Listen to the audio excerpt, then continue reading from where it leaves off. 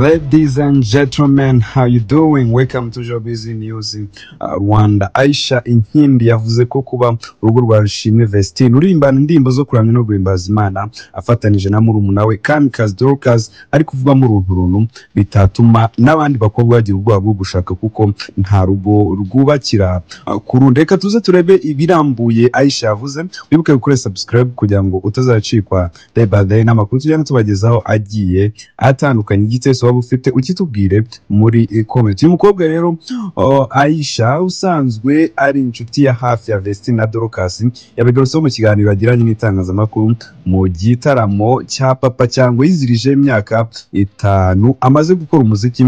Ubwo yabazwaga rero iby'amagambo aheruka kuvugwa ko byanditswe na Vestine ariko avuga yuko atishimiye urushako yarangiza agasebwa atamaze akanya. Undi rero nawe yahise amusubiza agira ati ubwo nta wundi ni Aisha wasubizaga umunyamakuru amubajije icyo kibazo ati nasanze byasibamye, ariko nubwo nasanze byasibamye nagiye mbibona ku mbuga nkoranyambaga zigiye zitandukanye.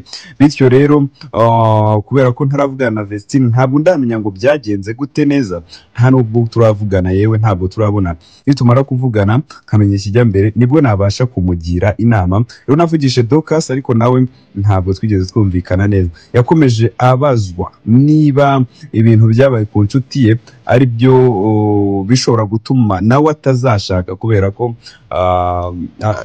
kubera ko yabonye ibyabaye kuri mugenzi we nawe akaba yagira ubwoba bwo gushaka, ndetse n'abandi bakobwa bakaba bashobora kugira ubwoba bwo gushaka. Ese koko ubona ubundi byabaye kuri Vestine kubera ko ngo byagenze kuriya bishobora gutera abandi bakobwa ubwoba bwo gushaka abagabo? Aisha rero yamusubije agira ati tuzashaka cyane kabisa, tuzashaka kubera ko nta rugo rwubakira ku rundi. Niba urwe rwagize ibibazo twebwe nta gihamya gihari yuko natwe tuzagira ibibazo. Yabajijwe rero nimba urugo rwa Vestine rwarasenyutse bitaratewe nuko akiri umwana cyane kubera ko afite 22, asubiza ko mu mategeko afite imyaka yo gusezerana mu murenge, bityo icyo kitaba impamvu atafite imyaka yuzuye mu murenge. Ariko nanone kuba afite imyaka yuzuye ntabwo mpamya yuko ibyo ngibyo ari byerekana ko umuntu ari ready ko akuze kuba yashaka umugabo. Simvuze ko Vestine ari umwana, ariko nanone 22 ntabwo ari ihamya ko umuntu ashobora kuba afite cribre yo kuba yashaka umugabo. Rero kwa 18 ugushyingo na 25 Vestine abinyujije ku mbuga nkoranyambaga yavuze ko ari kwicuza impamvu yakoze ubukwe na Idrissa Jerac Wedraugu. Ubutumwa burebure yanyujije ku mbuga nkoranyambaga ze mu rurimi rw'icyongereza bwaje gusibwa hashize igihe gito.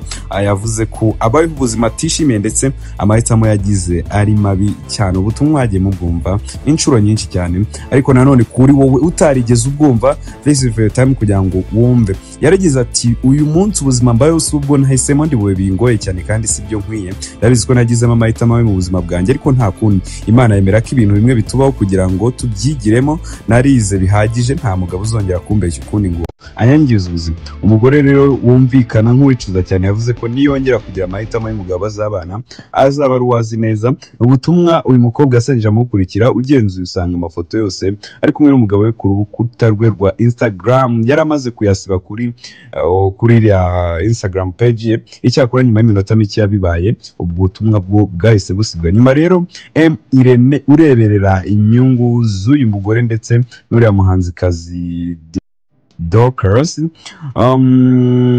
yumvikanye mu itangazamakuru aruca akarumira, yanze kugira icyo abivugaho, ariko nanone avuga ko ibibazo bihari atari byo kuvugira ku karubanda. Stay tuned, ndabikora cyane. Twa Flores kuri subscribe kugira ngo usacikwa umunsi ku munsi.